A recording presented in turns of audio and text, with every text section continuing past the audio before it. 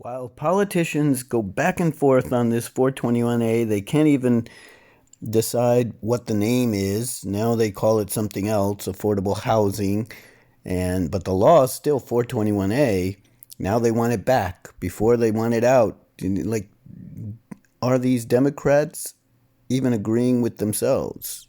I don't understand. But let's take a look at delinquent houses in Bay Ridge, because all this talk about property tax and 421A and developers, what about the poor homeowner? So let's just search in Bay Ridge. The zip code is what? 1209. And if we just put in something like Bay, now look, these are houses that owe old property tax, not even new property tax. This is what they call outstanding charges. And let's see if we can find a big one. Look at this one. For almost $60,000 on a small one family, two family, three family home, right? So you can click on it and it says it's not paying property tax. That's straight from the Department of Finance. And here's all the details. And you can even see the house here. And then you could download the bill itself, right? And there it is, straight from the Department of Finance.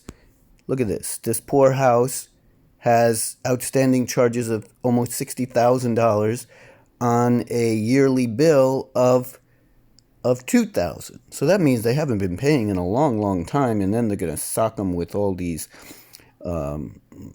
extra bills.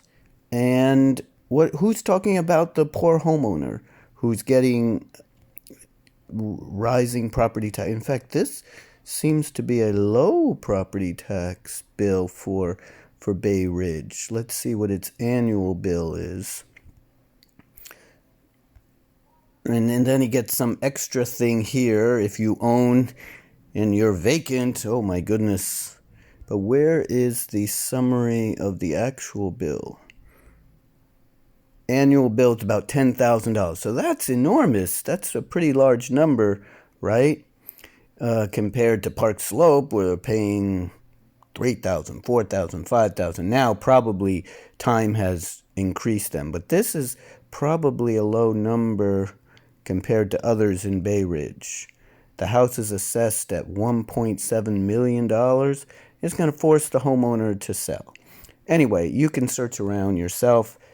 There's a lot of information here, and you can find all the delinquent houses in Bay Ridge and in Brooklyn and Queens. And if you go to search around for the top ones, they're in the 20 million range. There's some in Hudson Yards and some in Queens and some in the Bronx. Enormous numbers. And I don't know what the Department of Finance is doing, but these are all documented on the site. So you just go right here to see if I can move this. Go here. I don't know if I can make that bigger, but there it is. It's just prop.titleforce.org. Prop.titleforce.org. And you can even put it in as prop.titleforce.org also. It'll go to the same place. And I wonder, can I make that bigger? No, it doesn't let you make it bigger. But there it is. And here, maybe I take a picture of it and then zoom in on it. There's got to be a way to zoom. Edit. And then zoom. Yeah, there you go. And I guess you have to do this. And maybe what you do is this. And this. And crop it.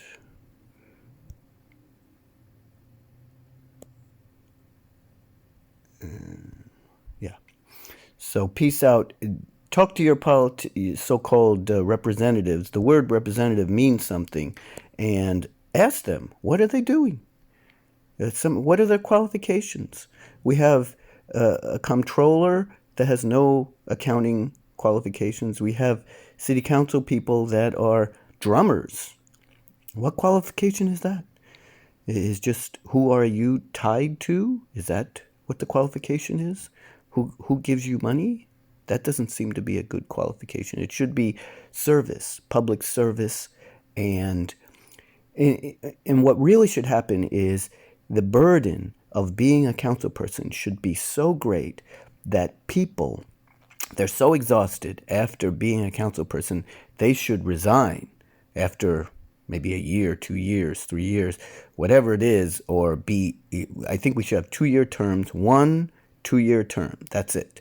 And you serve your office, you serve your constituents, and you're so exhausted that you never want to go back. Just like Thomas Jefferson left the White House, he was exhausted. Anyway, peace out.